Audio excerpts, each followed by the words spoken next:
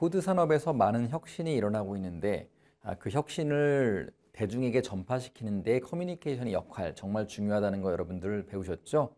이번 시간에는 지난 시간에 이어서 브랜드 커뮤니케이션의 혁신이 얼마나 중요한 영향을 주는지를 구체적으로 살펴보겠습니다.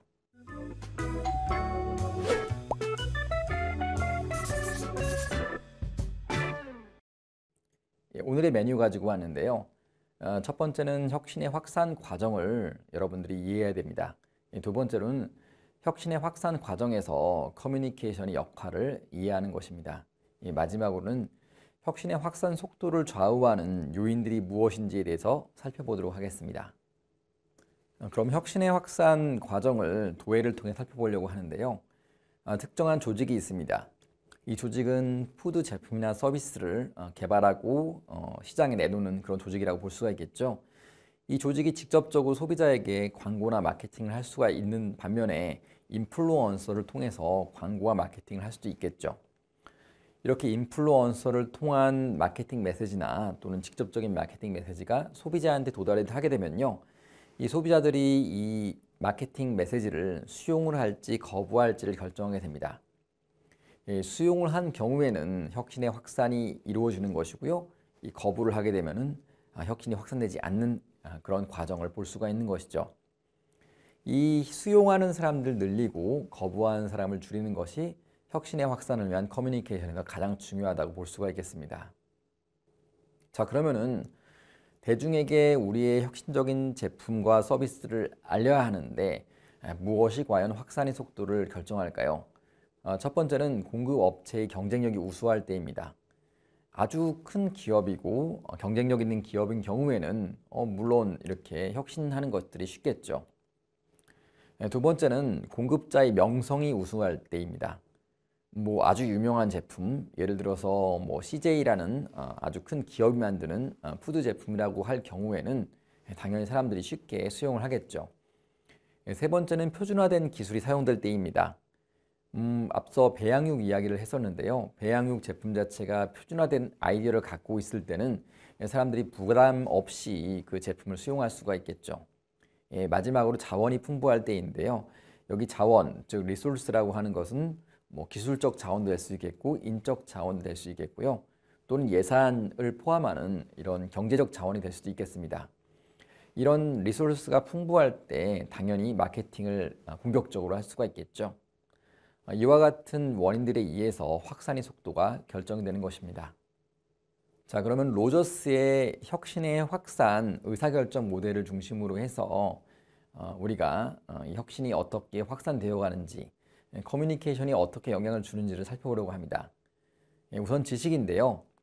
사실 소비자가 신제품에 대한 지식을 이해하는 것은 상당히 어렵습니다. 그렇기 때문에 우리가 어떻게 특정 제품이나 서비스를 활용해야 되는지 정보 제공하는 것이 상당히 중요한 것이죠. 특히 사람들이 어떤 마케팅 자극을 이해하고 해석하는 방법은 개인의 특성에 영향을 많이 받습니다. 그래서 개인에 대한 연구도 필요한 것이죠. 네, 그럼 예를 들어서 한번 설명해 보려고 하는데요. 1977년에 처음 선보인 나랑드 사이다입니다. 나랑드 사이다는 롯데의 칠성사이다와 비교했을 때 첨가물이 없고요. 칼로리도 전혀 없는 0% 칼로리 사이다로 차별점을 소구했습니다. 초반에는 스타가 없이 제품을 강조해서 업계에 신선한 자극을 주었는데요. 이후에는 스타 마케팅까지 벌였습니다. 하지만 반응은 그다지 좋지는 못했는데요. 당시 고전했던 동아 오츠카의 나랑드 사이다는 2011년 비교 광고로 다시 시장에 컴백했는데요. 사실 이 비교 광고는 국내 비교 광고가 본격적으로 허용되기 전인 1990년대 후반에 칠성사이다가 코카콜라에 대응했던 비교 광고를 패러디했다고 볼 수가 있겠습니다. 탄산음료 시장에서 입지를 굳힌 이런 코카콜라에 대응하기 위해서 칠성사이다는 일종의 비교 광고를 선택을 했는데요. 이 나랑드 사이다는 이 아이디어를 차용을 해서 비교 패러디 광고를 만들었습니다. 그러면은 이 영상을 함께 보시면서 이야기를 이어가 보겠습니다. 맑고 깨끗한 이미지만 드시겠습니까? 나랑드 사이다는 칼로리도, 설탕도, 색소도, 보존료도 제로입니다. 맛있는 제로 칼로리. 나랑 사이다. 예, 상당히 흥미로운 비유한 거였죠. 칠성 사이다를 직접적으로 이야기하면서 그 속성을 나랑드와 아주 지식적으로 비교했다고 볼 수가 있겠습니다. 이처럼 지식을 전달하는 것은 상당히 중요한데요. 지식의 효과적인 전달을 위해서는 타겟, 소비자의 의사결정을 이해하는 것이 상당히 중요하겠죠.